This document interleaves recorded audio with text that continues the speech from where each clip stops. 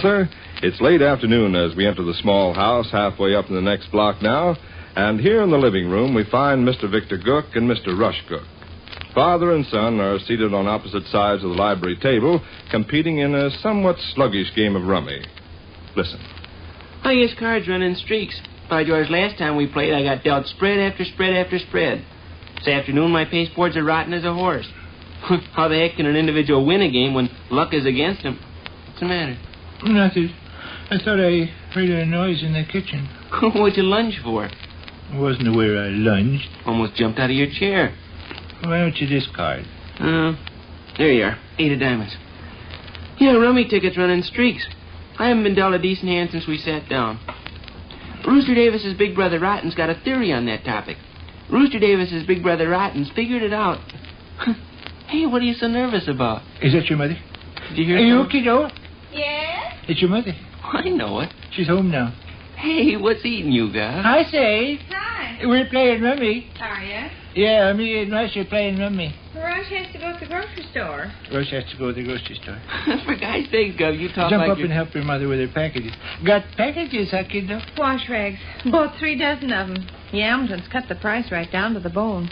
Never mind, Willie. I'll take 'em upstairs with me when I go. We've been playing rummy. Have you?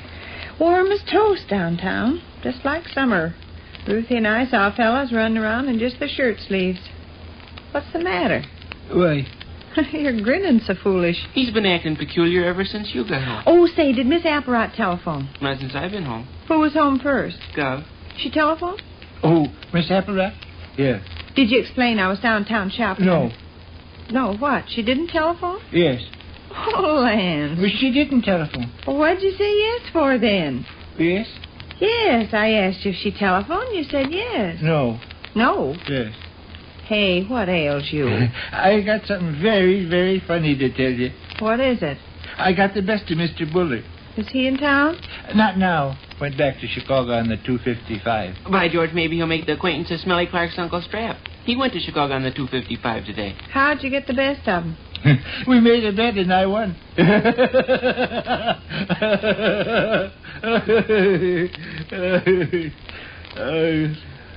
Vic, what you been up to? Huh? I never seen a person act so guilty in my life. What do you mean, guilty? Your father knock over my cut glass fig and apple platter? Not that I know of. Well, what have you done? What's the idea of all this cross-questioning? I made a bet with Buller and won. It struck me funny. Struck you awful funny. Well, it did. You have to go to the store, Willie. Okay. It did strike me awful funny. I want potatoes. Can you carry a peck? Sure. Say, it did strike me awful funny.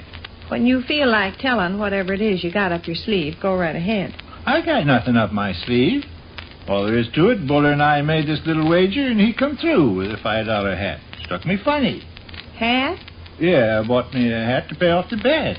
You bring it home with you? Of course. Where is it?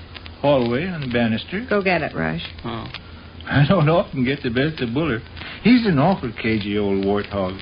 So it tickled me pink this afternoon when he come off the dirty end of the stick. It's a broad-brimmed hat, ain't it? Why, let's see.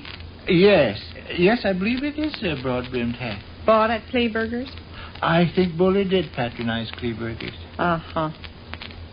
What's the matter? Why? You're looking at me like I just stole a horse. Hey, Mom, this is the kind of a hat you told Gov he couldn't wear. It's got a big broad brim. I'd laugh to see Buller's face, kiddo. See, he hates to lose. Let's see that once. Certainly nice and new. Genuine $5 lick. Notice the warp on it. Warp? Woof. Whoop. Well, warp or woof or nap or lap or finish or whatever you want to call it. I mean the surface. See what a nice sheen it's got? Sheen? You don't seem to be very sharp in the wits today, Toadstool. A real quality hat, wouldn't you say? Vic, you don't think I'm a complete idiot, do you? Huh?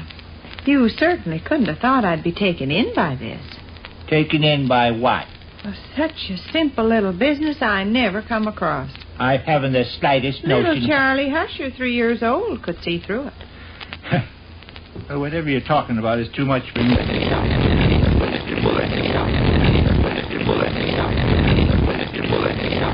I have a scheme to bring home a broad-brimmed hat thinking if you said you won it on a bet, Mom would let you keep it. Is that what you think, Sade? You appreciate what I think. Is that really what you think? Little Charlie Husher could see through it. Why, that's the funniest thing I ever heard of in my life. Absolutely the funniest thing I ever heard of in my life. It goes back. Goes back? Goes back. And after this, when you try to deceive a person, you'd better think up a smarter stunt. Me and Buller made a bet, and he had to buy me a broad-brimmed hat. Why didn't you say you found your broad-brimmed hat hanging on a tree? Or you saved a lady from drowning, and she give you a broad-brimmed hat to show her gratitude? Sadie, you're making a pretty serious charge. I'll say.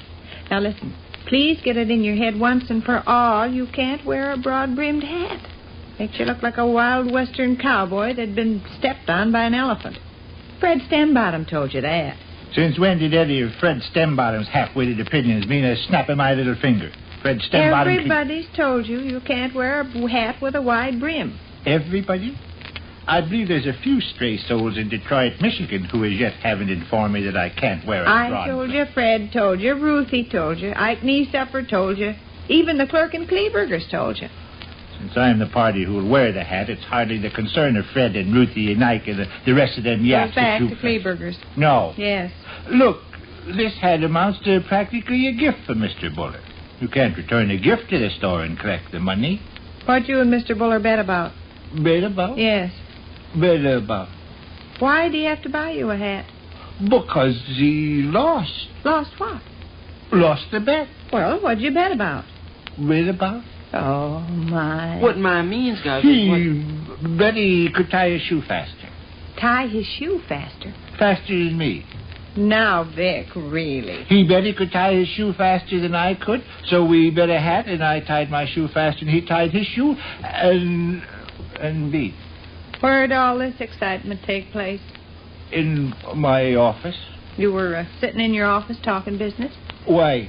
Why? I'm asking you a question.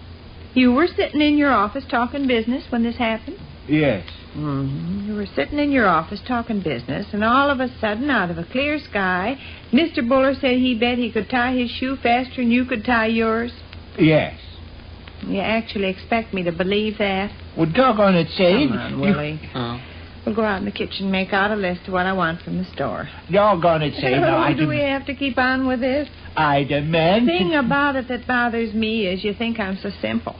Little 3-year-old Charlie Husher wouldn't have been fooled. Why, I knew you had something up your sleeve when I walked in the room. You acted guilty as the bullet that choked Billy Patterson. And then that talk about 2 important businessmen sitting in their office discussing enormous big affairs, and one of them all of a sudden jumping up and hollering he bet he could tie his shoe real fast. Did I say somebody jumped up and hollered? Come on, Willie. Did I say somebody jumped up and hollered? Want to come out in the kitchen with us and talk about what it tastes good for supper? No. You want to stay in here? No. What do you want to do? No. I say, what do you want to do? I said no. I said no, and I meant no. Which concludes another brief interlude at the small house halfway up in the next block.